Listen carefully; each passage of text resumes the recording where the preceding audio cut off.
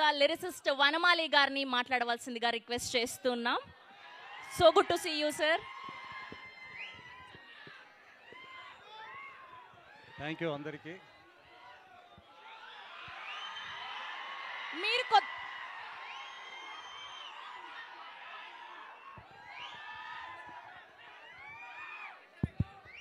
మీరు కొద్దిసేపు సైలెంట్గా ఉంటే మిగతా అందరి స్పీచ్ వినిపిస్తుంది.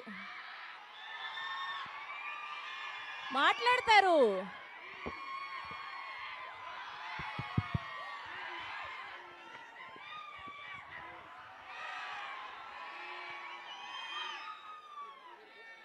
ఒక్క 10 నిమిషాలు సైలెంట్గా ఉన్నారంటే అందరు స్పీచ్లు అయిపోతాయి. Yeah please. హలో అందరికీ. మాట్లాడతారు లాస్ట్లో. Okay thank you. అందరికీ నమస్కారం. నేనేం గొప్ప వక్తని కాదు, నాకేం విజిల్స్ వేయక్కర్లేదు.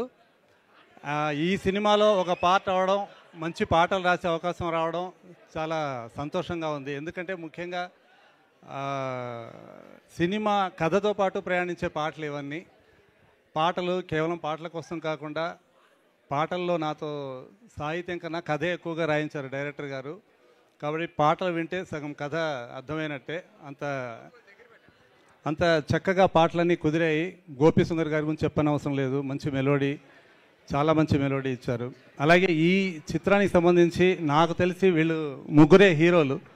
అనుపమ గారు, దర్శన గారు, సంగీత గారు.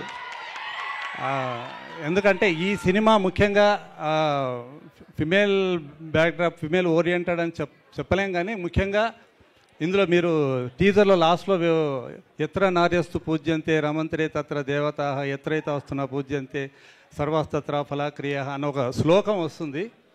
అంటే స్త్రీలు ఎక్కడైతే పూజింపబడతారో, గౌరవింపబడతారో అక్కడ దేవతలు కొలువుంటారని, వాళ్ళకు ఆ గౌరవం, ఆ పూజ్యస్థానం దొరక్కపోతే అక్కడ ఏ కార్యమైనా నిష్ఫలమని, చక్కని ఫలితాన్ని ఇవ్వదని ఆ శ్లోకం యొక్క అర్థం.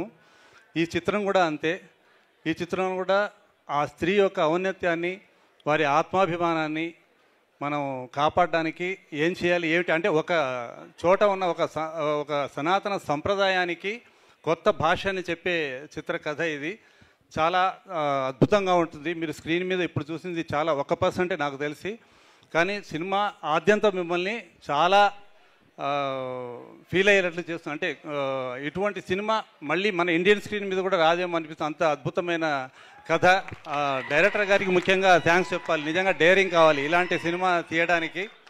అలాగే ఈ చిత్రంలో నటించిన సంగీత గారికి మొట్టమొదట శివపుత్రుల్లో నేను పాట రాశాను, చిరుగాలి వీచిన, మీకు తెలుసు. తర్వాత మన అనుపమ గారికి కూడా ప్రేమం సినిమా, ఫస్ట్ సినిమా, దానికి రాశాను. దర్శన గారికి ఫస్ట్ టైం నేను వర్క్ చేయడం. యాక్చువల్గా దర్శన గారు మంచి ఆర్టిస్టే కాదు, మంచి సింగర్ కూడా, చాలామందికి తెలియదు. ఇందులో ఒక పాట ఆవిడే పాడాలి, కాకపోతే ఆ తెలుగు డిక్షన్ వల్ల కొంచెం అది మిస్ అయింది. లేదంటే ఇందులో నా పాట పాడే అవకాశం అని చెప్పకూడదు, నా అదృష్టం అని చెప్పాలి. ఆవిడ పాడుంటే, ఆమె ఇంతకుముందు పాడారు, ఇందులో మిస్ అయింది. ఓవరాల్గా ఈ చిత్రాన్ని మీరందరూ ఎంజాయ్ చేస్తారని, ఈ చిత్రంలో చెప్పిన విధంగా స్త్రీలను గౌరవించండి, చిత్రాన్ని ఆదరించండి. Thank you. Vanamali garu, thank you so much. And ఇప్పుడు